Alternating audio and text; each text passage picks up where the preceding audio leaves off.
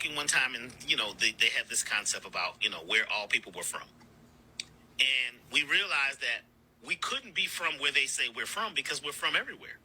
That would say that that's our beginning when we have no beginning. Right. We've always been. So why do we have to have a start point and an end point?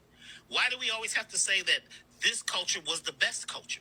Because we keep talking about, superiority and who was supreme and who thinks they're supreme. And then we start acting like we're supreme, you see. And all of a sudden now it becomes diluted. It becomes a situation where we're attempting to feel better about ourselves.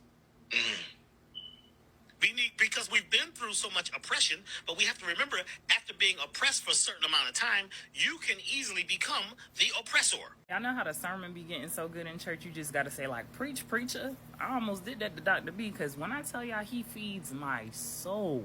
You've never heard one of Dr. B. Serious's lectures? You missing out.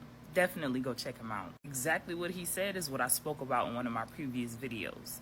This is how I knew I ascended. When I scroll this app and I see my people, my copper colored beings that look like me, I could see and feel their anger and their pain. And I could just see exactly where I was not too long ago. Something about our oppression that makes us feel like we have to prove who we are continuously. We have to prove that we've been here first. We have to prove that we're superior. We have to prove our genetics are different. It's so much shit that we feel like we have to prove.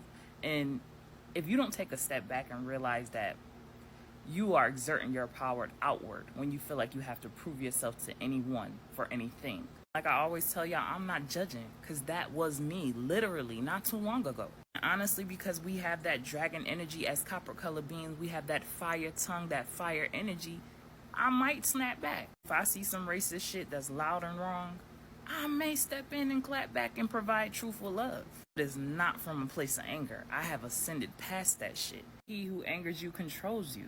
Things change inside you, things change around you. That way of thinking was keeping me angry. That is a low vibration. Embracing your authentic self and striving for emotional maturity is a journey within itself. Because not only does it transform your life, it can transform the lives of the people around you. I'm a living witness to this. If you ever seen one of my videos where I've done like a clap back, then you will see my tone stays the same. I'm calm. I give truthful love. And I stand my ground. I don't get disrespectful. I don't go below the belt. I don't prove myself.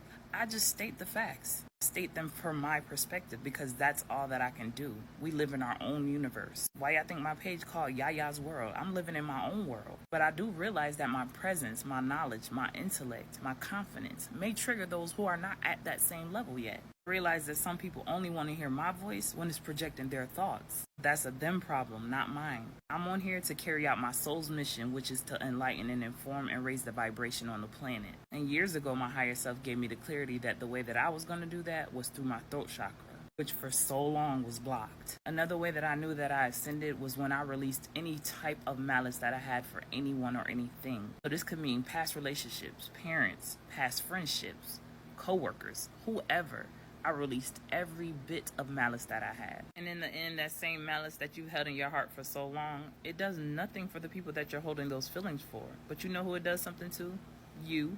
Internally as well as externally. These negative emotions can damage, literally, your energetic auric field. Protect your energy by surrounding yourself with supportive and loving and caring, compassionate people, whether they look like you or not. Part of the healing journey is setting boundaries. So it's okay to set boundaries. It's okay to stand your ground. It's okay to have a little fire energy. But most importantly, when you know who you are, when you know where you come from, you do not have to prove that to anyone. But it isn't until you gain knowledge of self that you can see the vision clearly. I love all of y'all. Peace, love, and light, and gratitude for watching.